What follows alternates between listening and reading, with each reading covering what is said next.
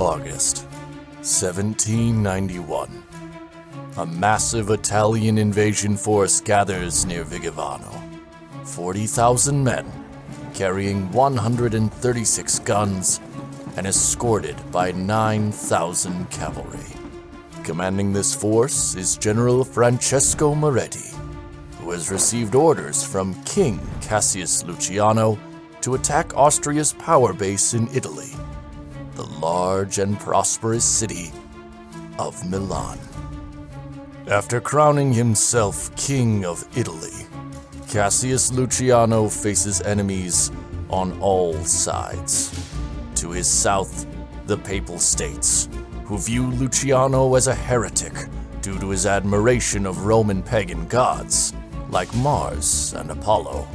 There is also the Kingdom of Naples, led by King Ferdinand IV, who feels threatened by Cassius's growing influence, along with his audacious claims over Neapolitan lands. To the east, the Archduchy of Austria, shocked by the declaration of an Italian kingdom, quickly moves to declare war, aiming to crush this resurgence of Italian power.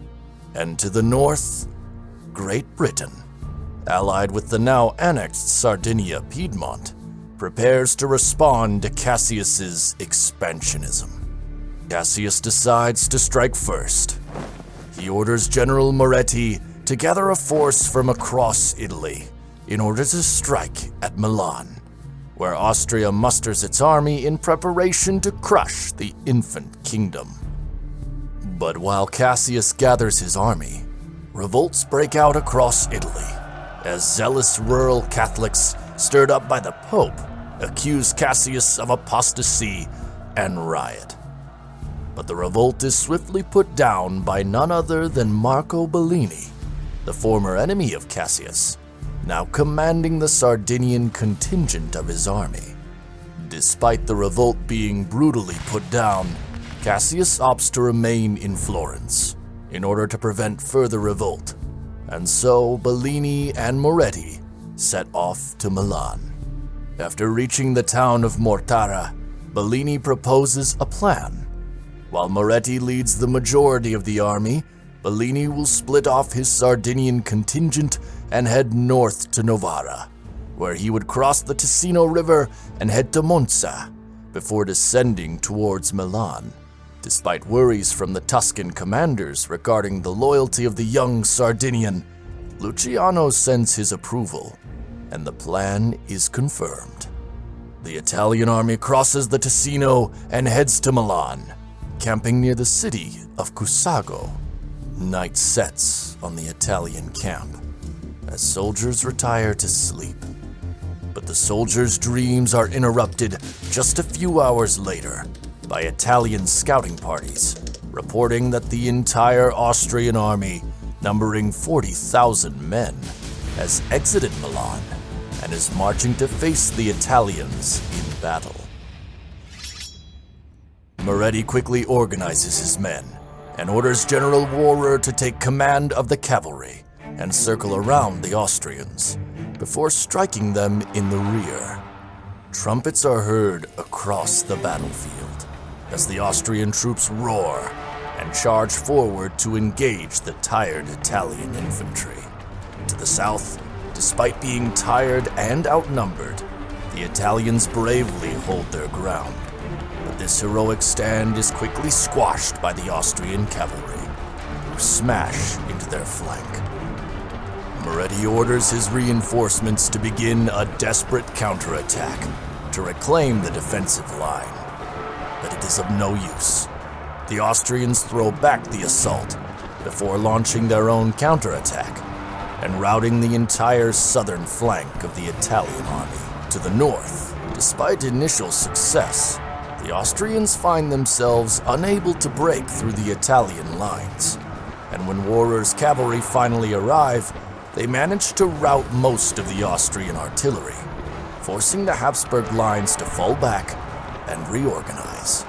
However, despite finding success in the north, Moretti is unable to reorganize his southern forces, which were chased down by Austrian cavalry. And with this cavalry being so focused on helping their infantry in the center, they were not able to prevent the Austrian forces from reorganizing themselves.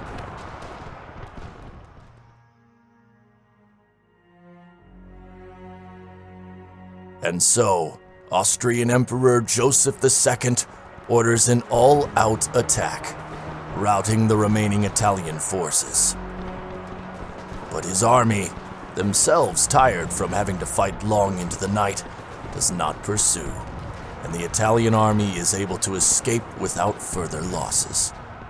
The Battle of Kusago was one of the most brutal and deadly battles in Italian history, with the Italians suffering 30,000 losses, 75% of their army, and the Austrians losing 25,000 men, 60% of their army. Exhausted but victorious, the Austrian army returns to Milan to rest and recover, but this decision is destined to cost them the war. In his tent, Moretti receives news that Bellini has completed the encirclement of Milan, and so, despite his troops being demoralized and tired, Moretti orders his army to attack Milan. Surrounded on both sides, the Austrians prepare to fight to the last man. They hold bravely, inflicting many losses on the Italians before they get a lucky break. Austrian lancers in the south had managed to kill General Bellini. Seeing their commander fall, the Sardinians call out, "Vengeance!" and surge forward. From behind, General Wahrer thunders in with 1,500 light infantry, and after brutal melee combat, finally routs the Austrians. Seeing the day is lost, Austrian Emperor Joseph II escapes with his cavalry contingent, leaving his army behind, encircled and abandoned by their emperor. The Austrians surrender. With this stunning victory, the Austrians are forced to the negotiating table, agreeing to pay 7 million florins in exchange for the Italians to leave Milan and release Austrian prisoners of war. In only 3 weeks, the Italians had managed to defeat one of Europe's great powers. But trouble continues to brew in Florence, as Cassius is nearly cooed by his nobles, but manages to escape to General Moretti's army and quickly reclaim the city. With both the Austrians and internal unrest dealt with, only 2 enemies remain on the Italian peninsula: the Papal States and the Kingdom of Naples. Cassius marches his army south towards Rome, where he finds a huge army composed of the Papal and Neapolitan forces. Undeterred, Cassius uses extra campfires to make his army look huge, and requests to negotiate with the King of Naples, Ferdinand. In these negotiations, Ferdinand offers to abandon the Pope in return for war reparations from Italy, but Cassius refuses, and negotiations break down. Meanwhile, the Pope, having heard of Ferdinand's attempted betrayal, excommunicated him, causing Ferdinand to order his troops to attack Rome. The Papal and Neapolitan troops, angered by the bickering of their superiors, defect en masse to Cassius, leaving both Naples and the Papal States defenseless. Victorious, and with troops from all corners of Italy behind his back, King Cassius Luciano enters Rome, in a matter not too different to the old Roman triumphs. After reaching St. Peter's Basilica, he meets with the Pope, who agrees to crown Cassius Emperor of the Romans. Now Emperor Cassius, he moves south to Naples and Sicily, being welcomed and cheered in every city he passes through. And Britain, lacking allies on the mainland, signs a peace treaty with Cassius. With the peninsula secure and a bright future ahead of him, Cassius moves the capital to Rome, as a new age for Italy has begun. Meanwhile, to the east, a young man of Corsican heritage is put in charge of the army of Italy. His name, Napoleon Bonaparte.